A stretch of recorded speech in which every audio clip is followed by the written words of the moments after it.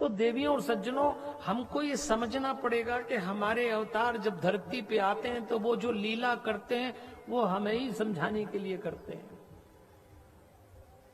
स्त्री का संघर्ष आज भी ऐसा ही चल रहा है। भले घर का पुरुष 10 दिन तक यदि बिना बताए चला जाए तो लौट के आने पे कोई सवाल नहीं पूछता। भले घर की स्त्री 10 घंटे अज्ञात हो जाए तो सारा परिवार और समाज उंगली उठा देगा।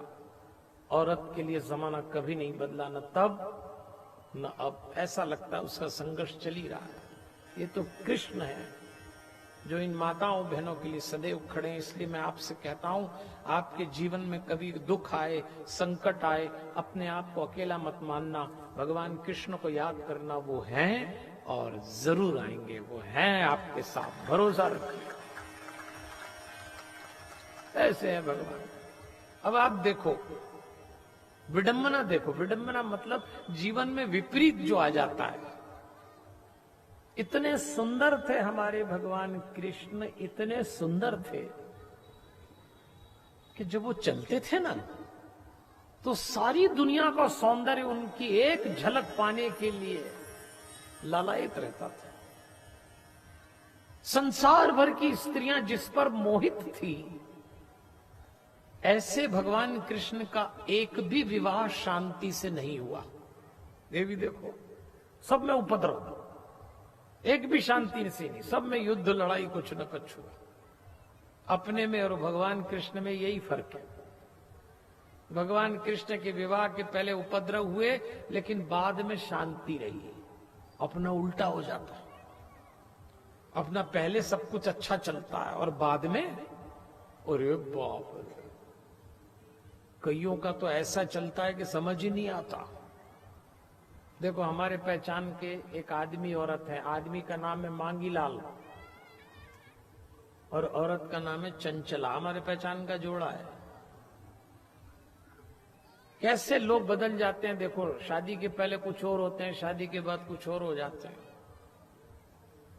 तो मांगीलाल चंचला की सगाई हो गई। तो आजकल तो बच्चों की सगाई हो जाती है तो बच्चे साथ में ही घूमते हैं।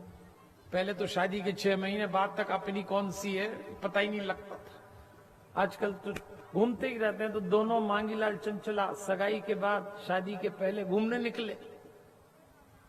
एक मकान की छत पे चढ़ गए। चांदनी रात थी, बढ़िया चांद उगा पूर्णिमा का। तो वो जो लड़की थी चंचला, उसने चांद देखा तो अपने होने वाले पति मांगीलाल से पूछा, क्यों जी, ये क्या है? मांगीलाल ने चांद देखा और फिर चंचला को देखा और तुरंत कहा, ये चांद है, एक वहां है, एक यहां है। और चंचला बड़ी खुश हो गई। कितने कवि हृदय से मेरा विवाह होने जा रहा है। क्या सौंदर्य बोध है इनका, इन्होंने मुझे चांद बता दिया। बड़ी प्रसन्न हो गई। फिर दोनों की शादी हो गई। 1 साल बीत गया। फिर दोनों घूमने निकले। फिर चांदनी रात आई। फिर दोनों एक मकान की छत पे चढ़ गए। शादी के 1 साल बाद फिर चंचला को चांद दिखा। तो चंचला ने अपने पति से पूछा, क्यों जी, ये क्या है? मांगीलाल ने चांद देखा और चंचला को देखा और गरजते हुए बोला, अंधी हो गई क्या? दिखता नहीं है? चांद है। और केवल इतना ही नहीं, आगे बोलता है, तेरे पिताजी खड़े हैं क्या टॉर्च लेके? अब 1 साल में वाणी बदल जाती लोगों की। आपकी बात नहीं कर रहा, आप तो पहले भी ऐसे ही थे, बाद में भी। लेकिन कई पति पत्नी बड़ी जल्दी बदल जाते। आप में से जो पुराने लोग होंगे, उन्होंने एक सिनेमा का गाना सुना होगा। पुराने लोगों को तो मालूम होगा। वो गाने के बोल ऐसे थे, तेरी जुल्फों के साए में जिंदगी बिता दे। हो और कोई जगह नहीं मिली जुल्फों के साए में। जुल्फ बाल को कहते हैं। तो गाना था, पुराने लोगों को याद होगा। तो वो जो भैया गाते थे, तेरी जुल्फों के साए में जिंदगी बिता देंगे, फिर उसकी हो गई शादी जुल्फ वाली से। शादी के बाद जुल्फाली ने बनाई दाल, दाल में गिर गया बाल।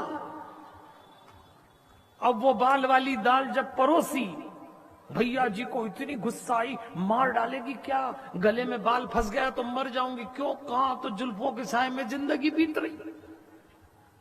ये हो जाता है 1 साल बाद। आपकी बात नहीं कर रहा हूं, आप तो ताली बजाओ, क्या जोड़े बैठे, आपकी बात है। आपके तो चेहरे की मुस्कान बता रही कि आपने तो कभी पंगे न देखे, न किए, न सुने। इतना लड़ते हैं लोग क्यों? क्योंकि ये सारे रिश्ते देह पे टिक गए हैं। आज विवाह का मतलब आत्मा तो समाप्ति हो गया। शरीर से ये रिश्ता शुरू होता है पर आत्मा पे समाप्त होना चाहिए।